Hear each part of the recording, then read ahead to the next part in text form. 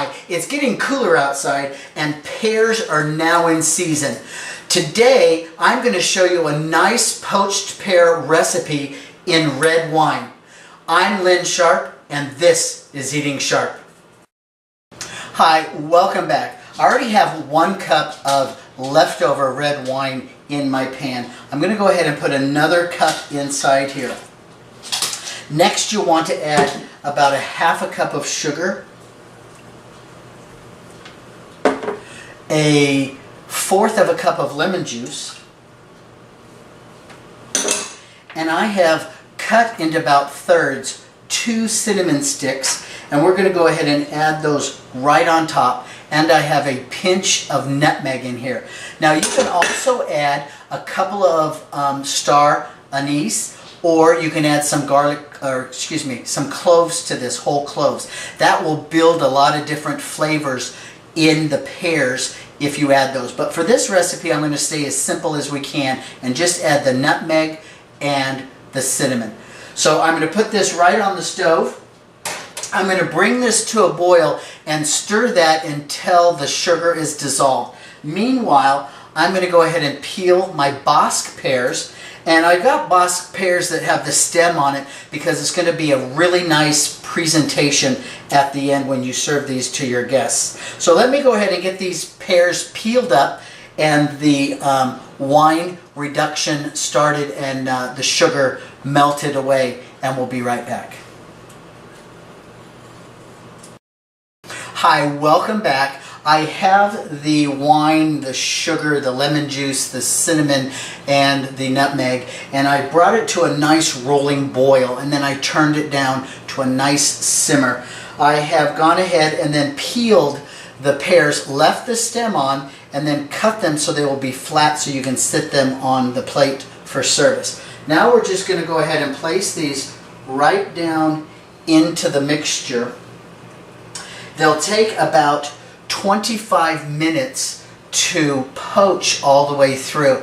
Now you'll want to turn them because it doesn't cover the pears completely, but you want to turn them about halfway through.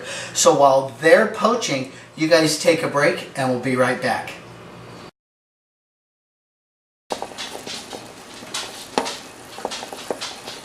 Hi, welcome back. As you saw before we came back from the break, how I was reducing the wine down in the pan.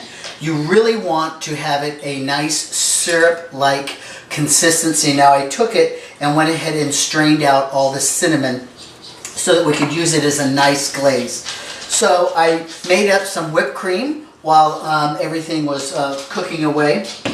Some fresh whipped cream, by the way. And I have the pears here. So for presentation, we're just going to take this little pear, set him right in the middle of the bowl or platter. Then we're going to take some of the syrup, the reduction that we did, and we're just going to go ahead and spoon it right over the pear like this. So it gives it a nice glaze look. And you don't want a lot, but you want just enough that it'll go down to the bottom and make a little pool. Then of course we have the whipped cream, and I made a nice little cannoli with it, and we're just going to flip this right out right next to the pear.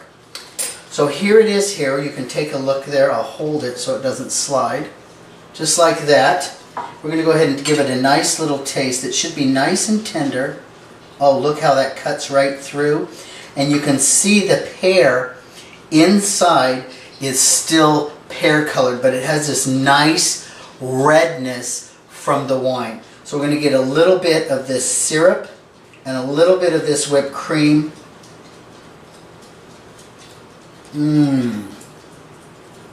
Wow. The flavors that are in this are so delicious. You can taste the cinnamon. You can taste all of the attributes of the wine.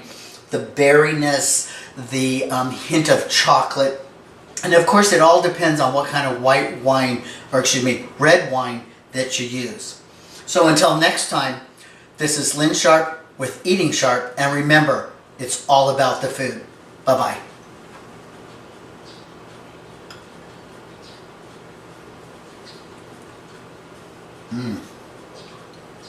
that's going to be a hit.